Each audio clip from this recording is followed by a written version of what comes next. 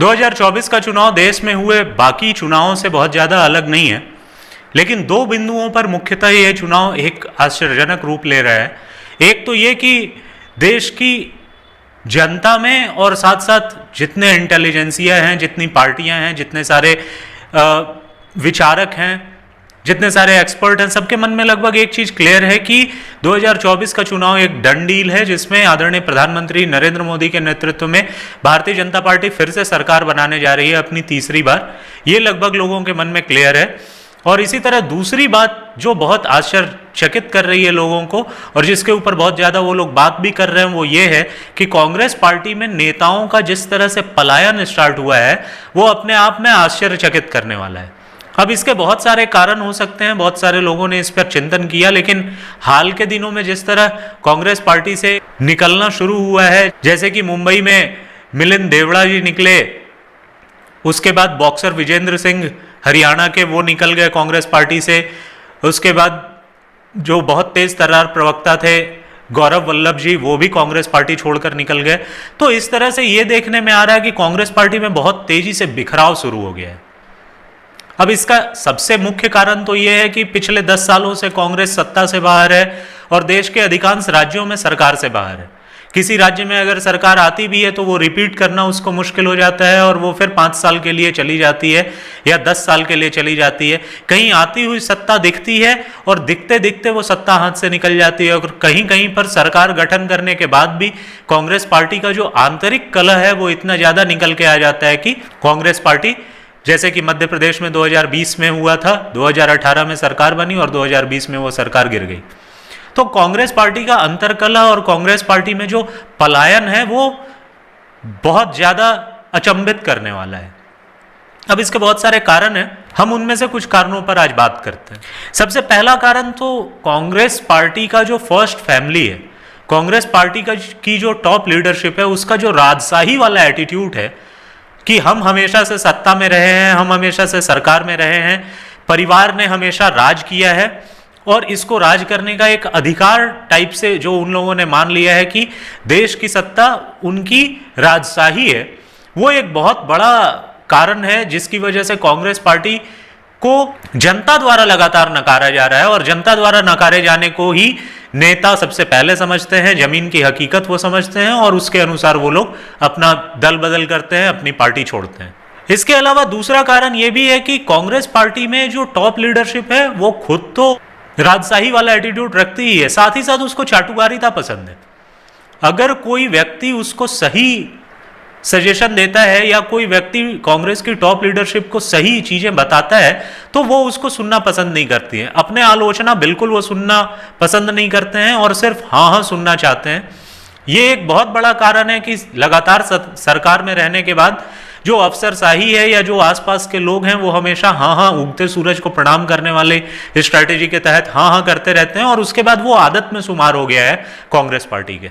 और इसी की वजह से कांग्रेस पार्टी, समय तो बदल गया, देश आज 70 साल हो गए, देश को 75 साल हो गए आजाद हुए, लेकिन कांग्रेस पार्टी नहीं बदल पाई। समय के साथ साथ कांग्रेस पार्टी में बदलाव नहीं हुआ और कांग्रेस की जो टॉप लीडरशिप है वो जो सत्ता सुख हमेशा भोगती रही है, तो वो अपने आसपास के लोगों को ही सारी दुनिया मान बैठी, सारा देश मान बैठी और उसी वजह से वो उसी सोच के साथ चल रहे हैं कि हमें राज करने का अधिकार है और कोई उनको चैलेंज भी नहीं करता है। इस वजह से भी कांग्रेस पार्टी समय के साथ बदल नहीं पाई है। कांग्रेस की नीतियां भी बहुत ज्यादा डिस्टर्बिंग हैं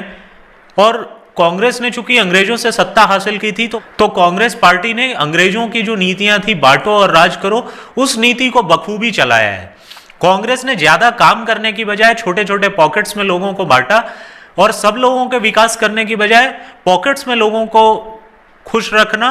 विकास करके खुश नहीं रखना, उनकी जो छोटी मोटी मांगे हैं उसको देना, उनको पूरा कर देना और इस तरह से बांटो और लोगों को एक दूसरे से बांटना और एक दूसरे का डर दिखा के सत्ता अपने हाथ में नियंत्रण में रखना, ये कांग्रेस ने जो बांटो और राज करो की नीति अंग्रेजों से सीखा, ये एक बहुत बड़ा कारण है जिसकी वजह से देश का जो बहुसंख्यक जनता है वो कांग्रेस से आज नफरत के हद तक गुस्सा हो गई है, नफरत के हद तक लोग कांग्रेस का विरोध करने लगे हैं और इसकी वजह से भी कांग्रेस पार्टी की दिनों दिन स्थिति खराब होती चली जा रही है। कांग्रेस पार्टी का बांटो और राज करो के साथ साथ ये भी है कि लूट में भी उसने जो टॉप लोग हैं जो उसके आसपास के लोग हैं और जो समाज के प्रभुत्ववादी लोग हैं, ऐसे लोग जिनके पास शक्ति है, उन लोगों को कांग्रेस ने लूटने की भी छूट दे दी। इसके वजह से हुआ ये कि जो आम जनता है उससे जो लूटा जा रहा था, वो जनता ने जब देखा कि मुझसे लूटने वाला भी ले रहा है और जो टॉप पे बैठा हुआ राजा है, जो जिम्मेदार है कि इन सब चीजों को रोके, वो भी उस लूट के खेल में शामिल है, तो जनता का एक तरह से कांग्रेस पार्टी से विश्वास उठ गया। कांग्रेस पार्टी की आंतरिक अंतरकलह का एक बहुत बड़ा कारण यह है कि कांग्रेस की जो फर्स्ट फैमिली है या कांग्रेस की जो टॉप लीडरशिप है, वो अपने आसपास किसी को आने नहीं देना चाहते। कोई भी व्यक्ति जो अपने प्रतिभा के दम पर, कोई भी व्यक्ति जो समाज के दम पर, जो जनता के आशीर्वाद से आगे आता है, कांग्रेस पार्टी उसको टांग पकड़ के पीछे खींच देती है और टॉप लीडरशिप उस टांग खिंचाई को अपना सपोर्ट देता है ताकि कोई भी उनको बराबर ना आ पाए और उनको चैलेंज ना कर पाए। कांग्रेस पार्टी में एक समस्या यह भी है कि जो नियम कांग्रेस की टॉप लीडरशिप पे लगता है कि राजा का बेटा राजा बन जाता है, जो अध्यक्ष है उनका बेटा अध्यक्ष बन जाता है, जो कांग्रेस में आज तक जैसे आदरणीय जवाहरलाल नेहरू, आदरणीय इंदिरा गांधी, आदरणीय राजीव गांधी, उसके बाद आदरणीय सोनिया गांधी जिस तरह से सत्ता के टॉप पर थे, वो नियम वो अपने ही पार्टी के बाकी लोगों पर लागू नहीं होने देता है। आप एग्जाम्पल के तौर पे देख सकते हैं कि आज आंध्र प्रदेश में जगनमोहन रेड्डी की सरकार है। जगनमोहन रेड्डी, आदरणीय जगनमोहन रेड्डी जी के पिता आदरणीय वाईएसआर रेड्डी कांग्रेस के थे और आंध्र प्रदेश के बहुत लोकप्रिय नेता थे, लेकिन जब उनकी हेलीकॉप्टर क्रैश में दुर्घटनावश मृत्यु हुई तो जिस तरह आदरणीय इंदिरा गांधी जी की हत्या के बाद आदरणीय राजीव गांधी सत्ता पर आए थे, वो सुविधा आदरणीय जगनमोहन रेड्डी को नहीं दिया गया और ये समस्या कांग्रेस को बहुत भारी पड़ी और आज आंध्र प्रदेश में कांग्रेस बिल्कुल हाशिए पर खड़ी है। आदरणीय जगनमोहन रेड्डी ने कांग्रेस को हाशिए पर ढकेल दिया है। कांग्रेस एक पुरातन विचारधारा को लेकर चलने वाली पार्टी है, जो उसने एक बार समझ लिया, जिस तरह से वो सत्ता पे आरूढ़ रहे 1952 में जब प्रथम चुनाव हुआ उसके बाद से लगातार वो उसी सिस्टम को लेकर चलना चाहते हैं। न समय के साथ वो खुद बदले और न समय के साथ नए आइडियाज को या नए ऊर्जा वाले लोगों को वो आगे आने देना चाहते हैं। और वो जो कांग्रेस की टॉप लीडरशिप है वो ऊर्जावान लोगों को, नए आइडियाज को, नई ऊर्जाओं को आगे कभी नहीं आने देते हैं। कांग्रेस में जो रूल टॉप लीडरशिप पे लागू होता है वो रूल बाकियों पर लागू नहीं होता है और कोई भी अगर व्यक्ति जनता के आशीर्वाद से आगे आता भी है तो सबको वो दबा के रखने वाली उनकी स्ट्रेटेजी है, जो स्ट्रेटेजी बहुत ज्यादा महंगी पड़ती है कांग्रेस पार्टी को। कांग्रेस की टॉप लीडरशिप की एक समस्या यह भी है कि वो जिम्मेदारी लेने से बचते हैं। हाँ, जब अधिकार की बात आए तब तो वो अधिकार लेने के लिए सबसे आगे आ जाते हैं, लेकिन जिम्मेदारी लेना उनकी आदत नहीं है। कितने भी चुनाव हार जाएं, कितने भी चुनावों में परिणाम अनुकूल ना आए, लेकिन टॉप लीडरशिप जो है, जो फर्स्ट फैमिली है, उसके ऊपर कोई जिम्मेदारी नहीं आएगी। अगर चुनाव हार गए तो लोकल लीडरशिप जिसको एग्जीक्यूट करना था उसकी जिम्मेदारी है, जीत गए तो सारा का सारा क्रेडिट फर्स्ट फैमिली और टॉप लीडरशिप को। यह भी एक बहुत बुरी बात है जिसकी वजह से कांग्रेस का जो आम कैडर है वो सोचता है कि हमारे मेहनत करने का भी परिणाम हमको तो मिलना नहीं है, लेकिन हमारे मेहनत से अगर कुछ अच्छा हो गया तो वो भी जो है लाभ ऊपर चला जाएगा, और जो अगर मेहनत करने के बाद भी नुकसान हुआ तो उसकी जिम्मेदारी हम पे आएगी। इसलिए भी कैडर काम करने से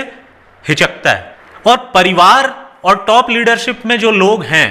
वो लोग चाहे सक्षम हो या न हो, आप एक एग्जाम्पल के तौर पे समझिए, आदरणीय राहुल गांधी पिछले 20 सालों से राजनीति में हैं और पिछले 20 सालों से कोई भी चुनाव उन्होंने ऐसा नहीं हुआ है, कोई भी चुनाव अपने दम पर जीता हो, अपनी आइडियाज से जीता हो, अपने क्षमता से जीता हो। सारे के सारे चुनाव अगर जीते तो राहुल गांधी जी, आदरणीय राहुल गांधी जी को क्रेडिट जाता है, अगर हारे तो उनके ऊपर कोई जिम्मेदारी नहीं। हालांकि बहुत आलोचनाओं के बाद उन्होंने अध्यक्ष पद छोड़ दिया, लेकिन फिर भी आज के डेट में सब लोगों को पता है कि कांग्रेस में बेसिक डिसीजन लेने का, अल्टीमेट डिसीजन लेने का अधिकार किसके पास है, और वो समय समय पर दिखता भी है। कांग्रेस पार्टी की जो पुरातन पद्धति है उसको लेकर चलना और नेहरूवाद को ढोना। आदरणीय प्रधानमंत्री जवाहरलाल नेहरू ने जिस तरह से आइडियाज को लेकर वो चले और जिस तरह के आइडियाज को भारत में उन्होंने लागू किया, उसको डिफेंड करने के चक्कर में कांग्रेस जो है उस नेहरूवाद को ढोते रहती है और वो उसकी बहुत सारी खामियों के बावजूद हमेशा कांग्रेस को चलाना पड़ता है, जिसकी वजह से भी कांग्रेस पार्टी के बहुत दुर्दिन आ गए हैं। आदरणीय प्रधानमंत्री जवाहरलाल नेहरू के बारे में भी लोग जानते हैं कि उनको जो लेफ्ट और कम्युनिस्ट एक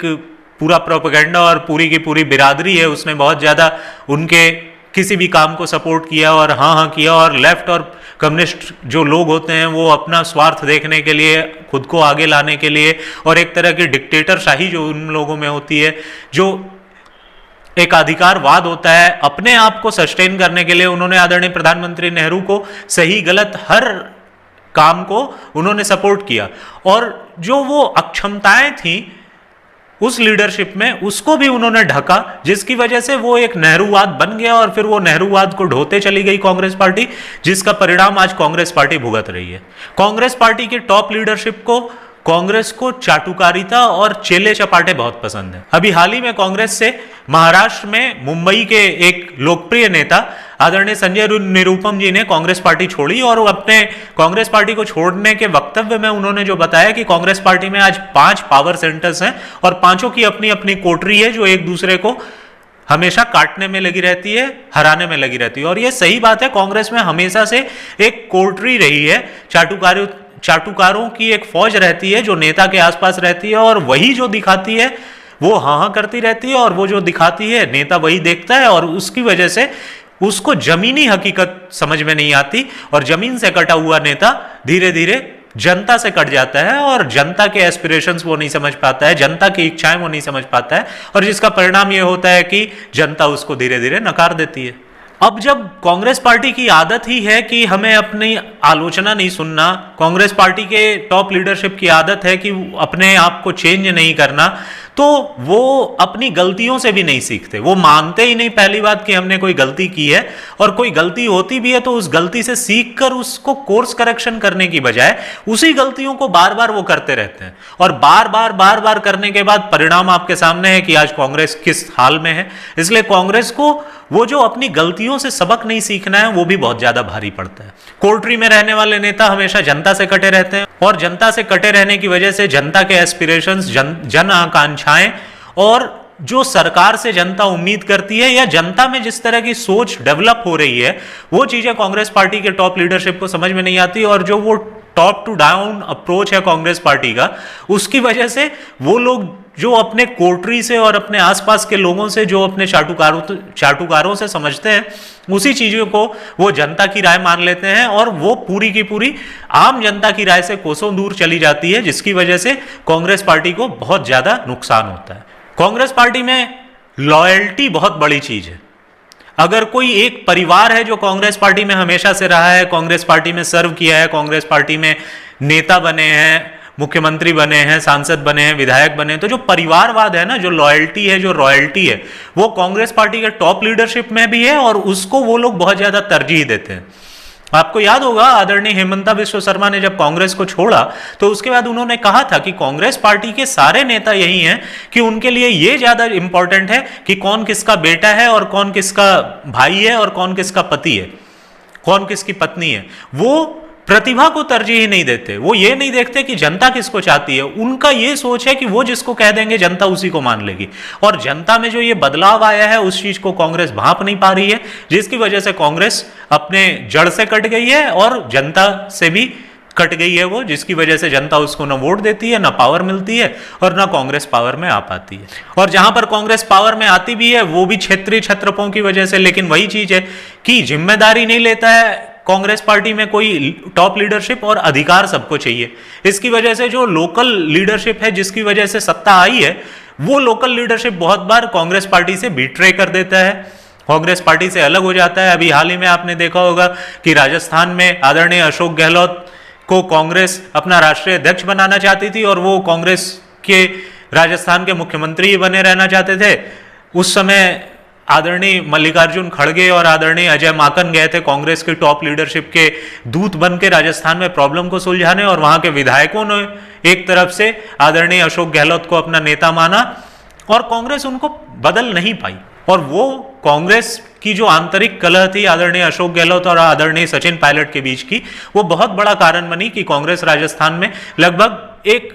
जीता हुआ चुनाव, या ज्यादातर लोग जिसको मान रहे थे कि कांग्रेस ही जीतेगी, उस चुनाव को कांग्रेस हार गई। एक कांग्रेस की आदत और भी है जो बहुत गड़बड़ है कि लोगों की भावनाओं का कद्र करना, या लोगों की इच्छाओं को पूर्ण करना, देश हित में काम करने की बजाय वो सत्ता से चिपके रहने वाली टैक्टिक्स अपनाते हैं। ऐसे टैक्टिक्स जिसमें रिस्क हो लेकिन देश हित हो, बोल्ड डिसीजंस लेने की क्षमता कांग्रेस पार्टी में नहीं है। जो जैसा है चल रहा है, चलने दो, वो वाली जो आदत है, और समस्याओं को बड़ा होते देना और समस्याओं को सॉल्व ना करना, ये जो आदत है, ये कहीं ना कहीं कांग्रेस को बहुत भारी पड़ती है। आप याद होगा कि जब यूपीए की सरकार थी उस समय कश्मीर बॉर्डर पर बहुत बार पाकिस्तान की जो बैट टीम है, बॉर्डर एक्शन टीम, वो बहुत बार भारतीय सैनिकों की हत्याएं कर देती थी। भारतीय सैनिकों को भारत की सीमा में आकर कभी मार देना, कभी कुछ कर देना। एक आदरणीय शहीद हेमराज थे, उनका सर काट के वो लेते चले गए और कांग्रेस ने उस पर कोई एक्शन नहीं लिया। 26/11 के मुंबई हमलों पर कांग्रेस ने कोई एक्शन नहीं लिया। और बोल्ड डिसीजन नहीं लेना, डिसीजंस ही नहीं लेना, समस्याओं को बड़ा होने देना,